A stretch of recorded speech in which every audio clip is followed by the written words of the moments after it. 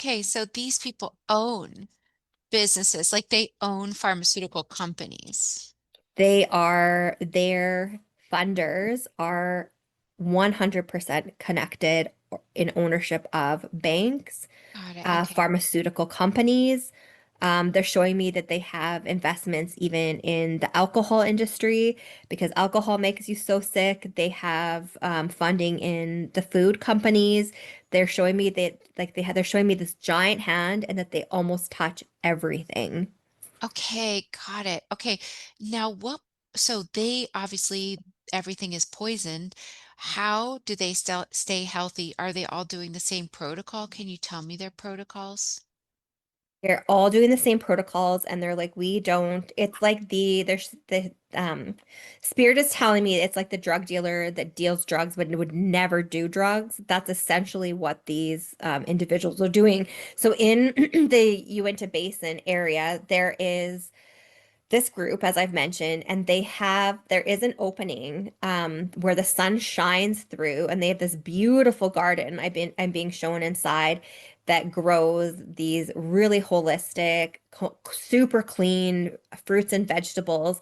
They have beautiful, beautiful organic, clean soil. They are able to, there's almost like this it's almost sort of looks like a mosquito net at the top of this opening in their cave. And that is to protect if, for example, if there is any spray that's coming down from these planes in the sky, there is almost like a silver, like alkoid or something in this mesh net that almost catches some of the particles of that spray so that it won't go down into their garden. So they have this beautiful garden. They have incredibly fresh water. There's actually water that's flowing through, they're showing me underground, and they test it frequently. They know that if it is not balanced, like pH wise, that they can filter it. They have the equipment to do that, but they're showing me that the water is so clean where they get it from that they don't really do much filtering.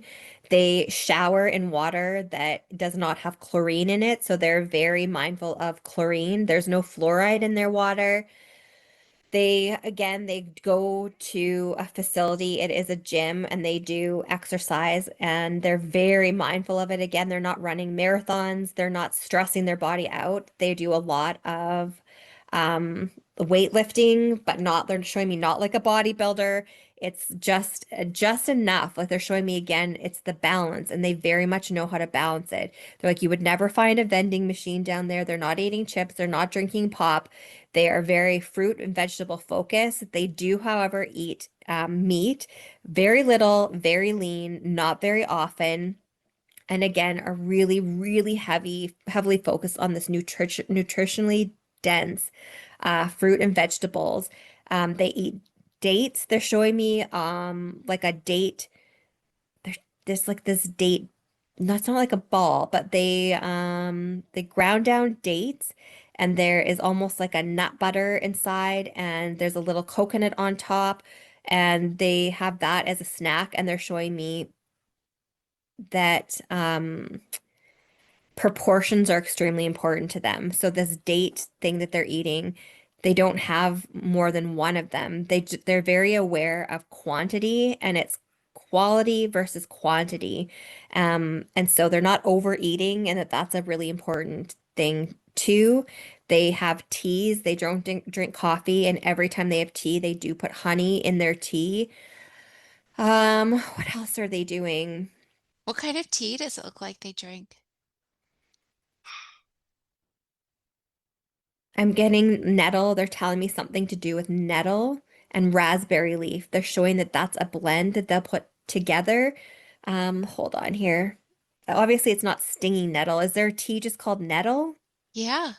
Okay, nettle and raspberry leaf. They drink those two things combined with honey in it, and that is one of their go-to tinctures. And what is this supposed to do for them? Actually is really good. They're showing me to calm the nervous system and that it has a sort of natural antiseptic, antiparasitic type of property to it as well.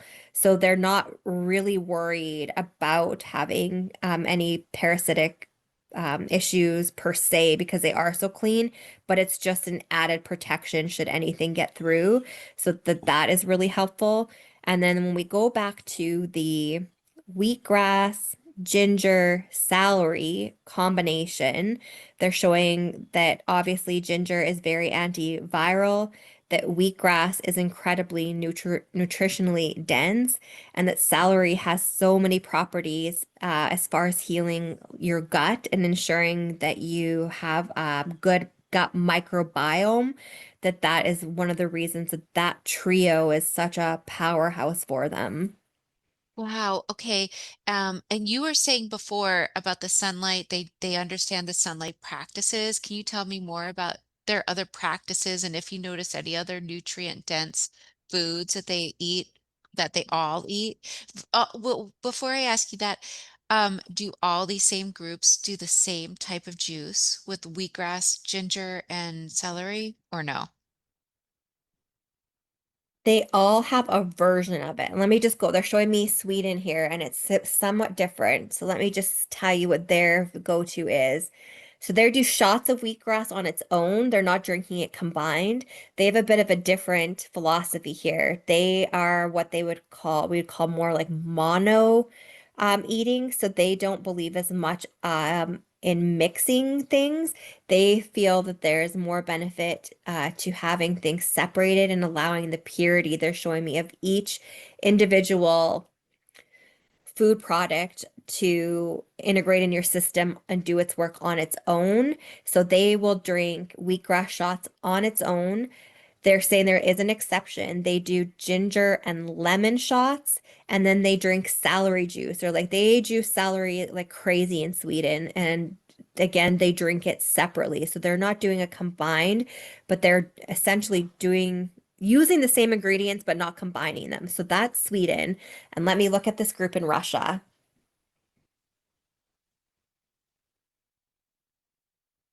So Russia, not surprising. They're showing me potatoes, and they're like potatoes are so good for you, and this group in Russia knows that. And potatoes have been sort of frowned upon here in North America as not being good for you, but they're like it's because you slather it in butter and sour cream and bacon bits.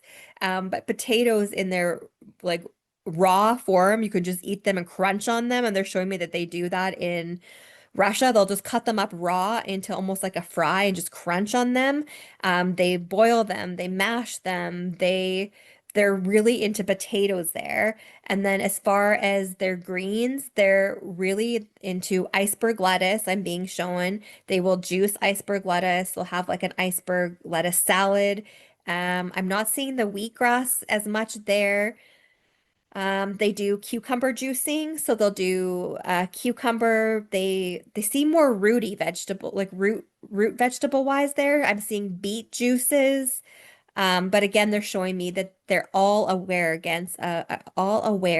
of in the nutritional density that exists in these fruits and vegetables. And so they aren't doing it in exactly the same way, but they're getting the same benefits. Are they all like staying in a place under the ground? And why under the ground? Why not just have a factory or something? So Sweden is not under the ground. They are in a building. They make it look like they are just like a health company and that it's very like people would walk into this building and think it is that, just like almost like a spa retreat, but behind the doors, there's all of this other stuff going on. In Russia, they're in a like a darker building. They obviously have light, but they have an underground component and an above ground component, but most of the work is being done actually underground, more in a cave-like system, like the Uinta Basin. And then the Uinta Basin, we've already talked about that, but they all, no matter where they are, they're showing me that they get out and they get sunlight every day. So they are well aware again of what we just talked about earlier in the session and how important it is to get that vitamin D in your eyes and on your skin. And they do that without fail. They're in the sun in the morning, at lunchtime, and they always, all of them, watch the sunset and the sunrise. Again, there's something cyclical that your soul and your rhythms within your body connect with by watching that. And that, again, is something that's been taken away from us. They're showing that so many of us sleep in. We're not up when the sun is rising, and we are in front of our TVs or, in a theater or watching Netflix when the sun sets, and we're missing that. And we're missing this component of resetting and recalibrating our body every day to be in tune with those systems in nature. And they know, and they're doing that.